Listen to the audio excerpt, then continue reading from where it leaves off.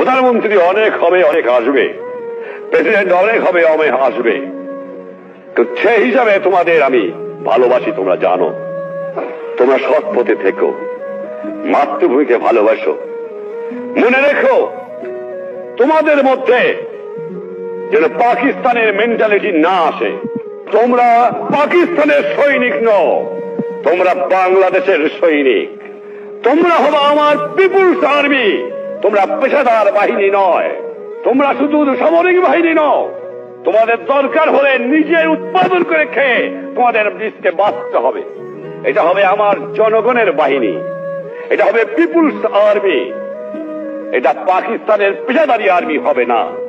এইদিকে তোমাদের খেয়াল রাখা দরকার।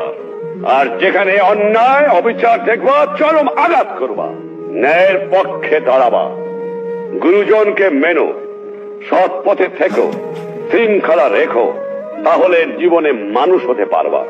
একথা তোমাদের ভুললে চলবে না।